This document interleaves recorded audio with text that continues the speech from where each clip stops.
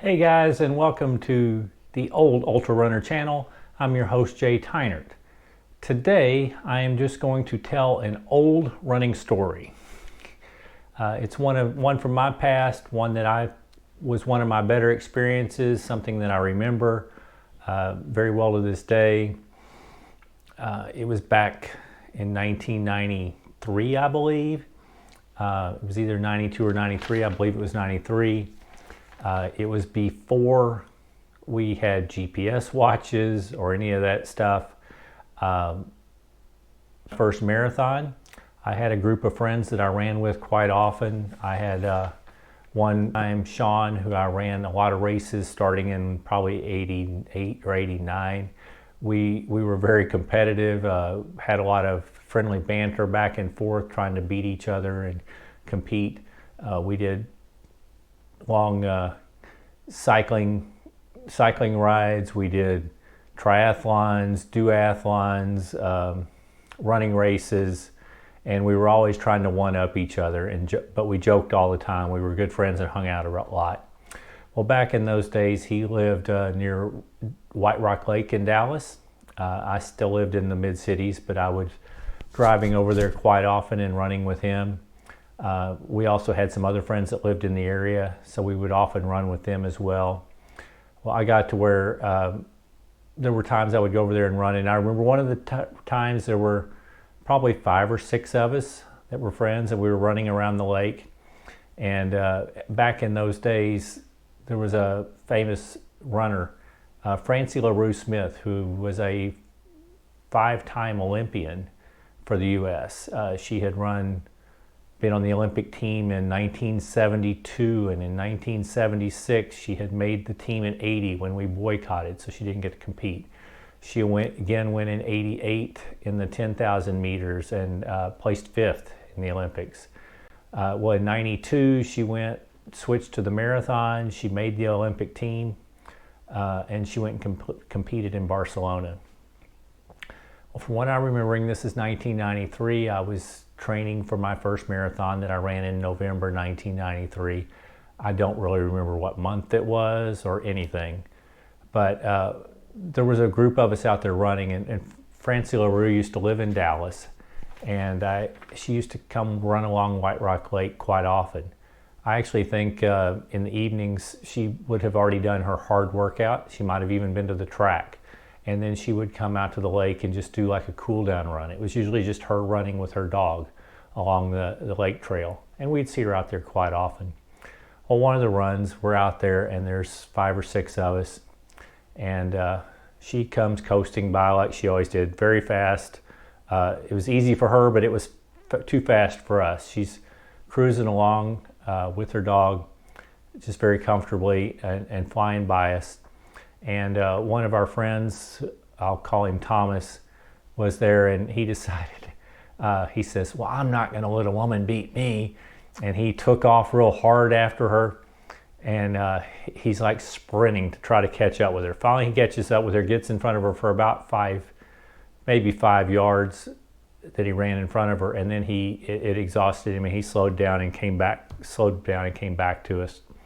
And we're all just laughing because we all know that was Francie LaRue Smith, 5-time Olympian, but he had no clue. And he comes back and he says, well, I don't know who she is, but that dog is in the best shape I've ever seen before. That dog's in really good shape. So we had a really good laugh. So anyway, I used to go out there and run real often, even with Sean during the week when we didn't even have a bigger group. Usually on Tuesdays and Thursdays, we'd go do a loop around the lake.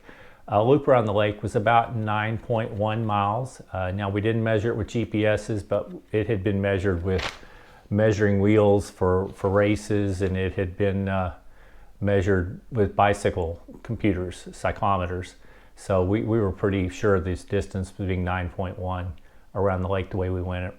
And we would go run it a couple times a week. And at the beginning, we were training for a marathon. We were just running what we thought was an easy pace.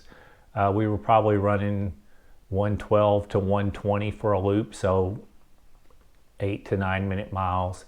But then we started trying to see if we could do it a little bit faster. And I remember running 109 and 108.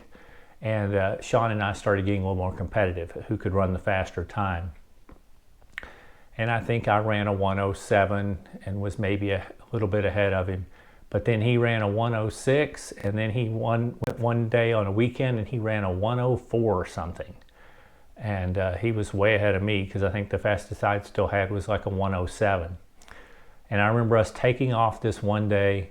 It was one of the days during the week, and we're taking off from the west side of the lake where they had they called it the paddle boats. I don't even know if there were paddle boats there anymore, but and you would run up to the north across the top of the lake, and then down the east side where Cross Country Club of Dallas used to meet near Big Thicket, and anyway, you'd come down that part of the lake and across the bottom dam, and then back up to the paddle boats for our 9.1 mile. Well, Sean and I took off, and Sean didn't want me to beat him or have as good a time, so he took off hard. And I am doing everything I can to keep up. We're almost sprinting right at the beginning. We're going so hard. At least it felt that way to me. But Sean had done some moving the weekend before, and his back was bothering him. And we got about 1.5 miles or 2 miles in, and he said, "My back is hurting, I've got to stop." So he pulled off.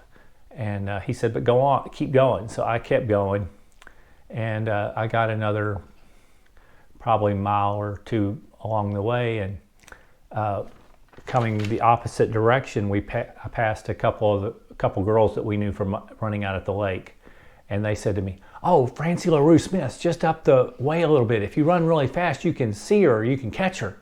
I'm like, "Oh yeah, sure, I'll never catch Francie." She was running the same direction, but I decided, well, why not? So I started real hard, and I come around this corner. I could see her a little bit ahead, and I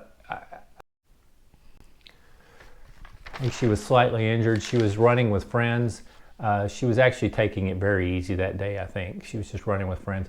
But I decided, what the heck, it's a carrot. I'm running well. I'm running hard. I'm going to see if I can catch her. So I'm running as hard as I can, and I'm sprinting along it. And sure enough, just as we get to the far east side of the lake, where there's cars, I can't even remember the name of that area. Just as I was catching up to her, just as I caught her, she stopped. She was done with her run, her little easy run with her friends. So she pulled off. But it was a good carrot. It kept me going, and kept me going real hard. And then, so I'm halfway around the lake. I'm feeling good. I've been running fast. So I just kept it up. And I had no idea. I knew I was running fast for me, but I had no idea how I was doing for an overall pace, because there's not mile markers. We didn't have GPS watches. So I just kept running hard, and I knew I was doing well. And I kept going. I got down to the far end of the lake, and I went across the bridge, and I came up, and I'm running back up the west side of the lake, back toward the paddle boat area.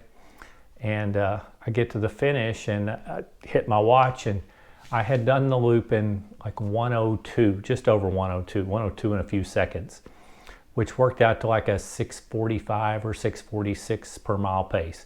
Now, to some of you, that's very slow, but for me, that was incredible, because about the fastest I ever ran a 5K was right around 21 minutes, which was like 6:45 or 6:46 pace. So here I had run my fastest time that I had ever done in a 5K, but I had done it for 3 times as far. I had done it for 9.1 miles. So anyway, it's an incredible memory, and something that I thought was really cool. So I call it the day I caught an Olympian, even though she didn't know I was chasing her, and if she had wanted to, there's no way. But I will say, for me, it was just one of those magical days where you feel like you get the second wind, you feel great, and it's just a good memory. And I'll just say it also helped that I had the good rivalry going with my friend. It was a lot of fun having banter with him over the years and having someone to race against. And it's just one of those good memories I thought I would share.